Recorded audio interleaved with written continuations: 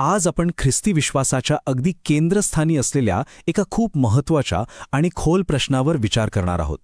आणि तो प्रश्न आहे, प्रभू येशू ख्रिस्त मरण्यासाठी का आला? का? ह्या अभ्यास मालिकेतून आपण याच प्रश्नाचं उत्तर शोधणार आहोत. चला तर मग आज आपण त्यामागील पहिल्या आणि सगळ्यात मूलभूत कारणावर आपलं लक्ष केंद्रित करूया. पण बघा, या प्रश्नाचं उत्तर समजून घ्यायच्या आधी आपल्याला मूळ समस्या काय आहे हे नीट समजून घ्यावं लागेल. म्हणजे येशूच्या मृत्यूमुळे नेमकी कोणती एवढी मोठी समस्या सुटली? बरं, ती समस्या होती पाप, आणि त्या पापामुळे येणारा देवाचा अटळ म्हणजे न टाळता येणारा क्रोध.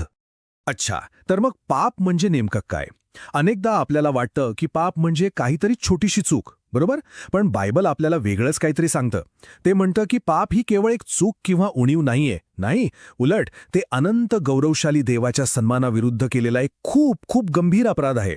विचार करा, जेव्हा आपण देवाची आज्ञा मोडतो ना किंवा त्याच्याकडे दुर्लक्ष करतो, तेव्हा आपण नकळतपणे त्याच्या महान गौरवाला कमी लेखत असतो. आणि खरी अडचण नेमकी इथेच सुरू होते. कारण कसं आहे, देव हा 100% पवित्र आणि न्यायी आहे. त्याच्या स्वभावातच ते आहे. आणि म्हणूनच तो पापाकडे कानाडोळा करूच शकत नाहीच. त्याच्या न्यायाची एकच मागणी आहे, पापाला शिक्षा झालीच पाहिजे.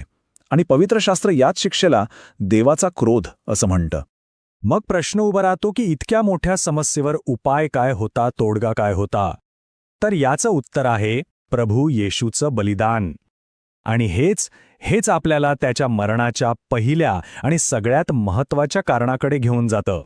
तर येशू मरण्यासाठी का आला याचं पहिलं आणि सर्वात महत्त्वाचं कारण ते म्हणजे आपल्या पापांमुळे जो देवाचा क्रोध आपल्यावर येणार होता तो स्वतःवर घेण्यासाठी. हो, जी शिक्षा खरं तर आपल्याला मिळायला हवी होती ती शिक्षा त्याने स्वतःहून स्वीकारली. आणि एक गोष्ट लक्षात घ्या, हे काही अचानक घडलेलं नाहीये. ही काही योगायोगाने घडलेली घटना नव्हती.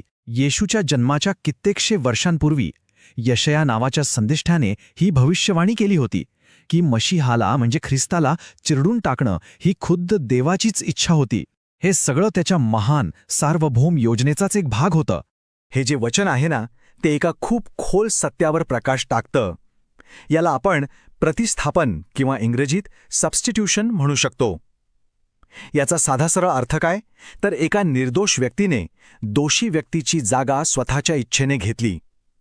ख्रिस्त जो पूर्णपणे निष्पाप होता, तो आपल्यासारख्या पापी लोकांसाठी स्वतः शाप बनला. यालाच म्हणतात दैवी अदलाबदल, एक स्वर्गीय एक्सचेंज. विचार करा, आपल्या वाट्याला काय होतं? देवाचा क्रोध आणि नियमशास्त्राचा शाप. पण वधस्तंभावर काय झालं?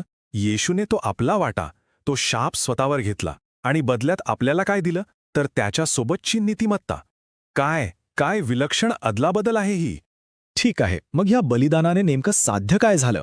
सगळ्यात महत्त्वाचं म्हणजे यामुळे देवाच्या परिपूर्ण न्यायाचं समाधान झालं.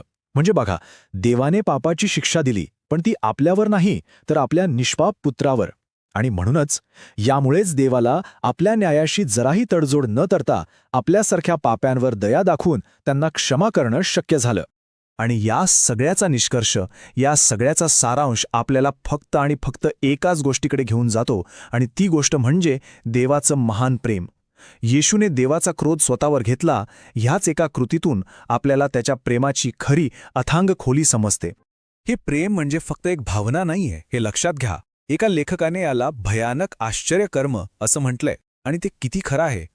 फक्त एक क्षण विचार करा, ज्या प्रिय पुत्रावर देव अनंत काळापासून प्रेम करतो, त्याच पुत्रावर त्याने आपला सगळा क्रोध ओतला.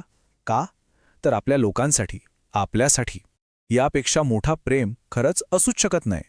आणि मग हा अभ्यास आपल्याला एका शेवटच्या पण अत्यंत महत्त्वाच्या प्रश्नावर आणून ठेवतो की देवाने दाखवलेल्या या महान, या अद्भुत आणि त्यागपूर्ण प्रेमाला आपला प्रतिसाद काय आहे?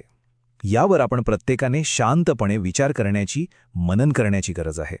आजच्या या मननामध्ये आपण सहभागी झालात त्याबद्दल खूप धन्यवाद.